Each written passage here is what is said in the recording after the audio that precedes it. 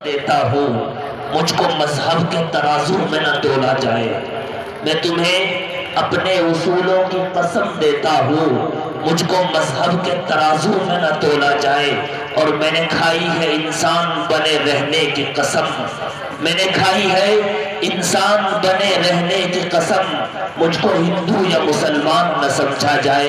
इन्हीं चार पंक्तियों के साथ मैं आमंत्रित कर रहा हूँ अपने उस नौजवान को, हमारे कस्बा मुजफ्फरनगर की आवाम के धड़कते दिलों की याद और मोहब्बतों में बसने वाला वो नौजवान, वो खूबसूरत सा चेहरा, मैं जिसके लिए सिर्फ ये कहूँगा कि अपने आप को तन्हा करके देखते हैं, आज हम भी तमाशा करके देखते हैं। और विनोद साहब, कितने नाम जुड़े हैं तेरे नाम के साथ, आज हम भी तेरे नाम का चर्चा करते हैं। मैं मंच पर आमंत्रित कर रहा हूँ कस्बा बुढ़ाने के प्रमुख मोहतरम विनोद मलिक साहिब से, वो आए और तालियों से आप एक बार स्वागत करें इस नौजवान का।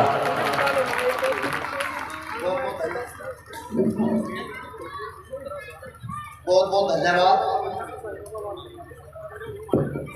हमारे समस्त आज इस प्रोग्राम के संचालन कर रहे मौलाना जी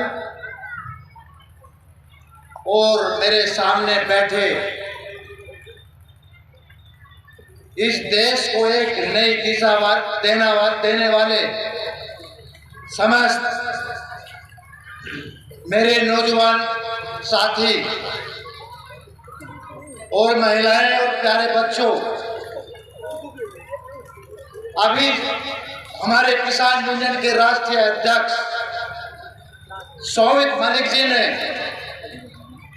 आपको बहुत शॉर्ट में सब कुछ समझा दिया। जरूरत है आज इस देश को भाईचारे की और एकता की,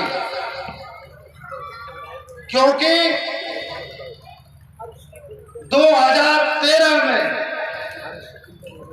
कुछ ऐसी ताकतें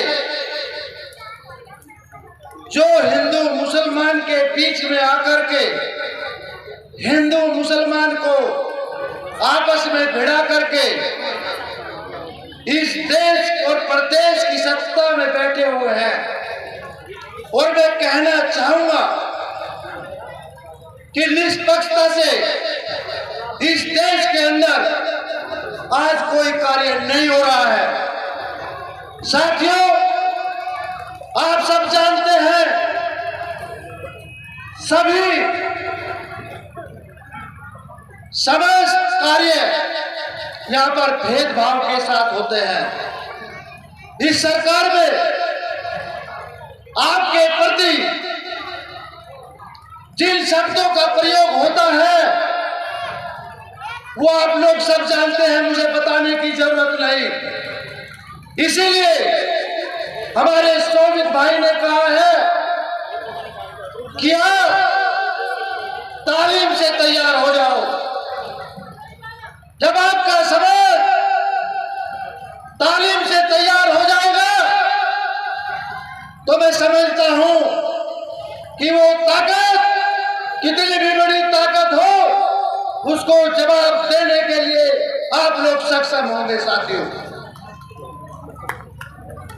और मैं ज्यादा नहीं कहूंगा क्योंकि समय कम है, ये कोई राजनीतिक मंच नहीं है, अत्याचार की तो कोई सीमा इन सरकारों में नहीं है।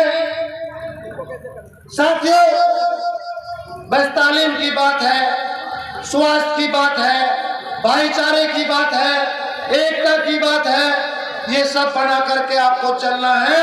इसी के साथ धन्यवाद। जय हिंद, जय भारत।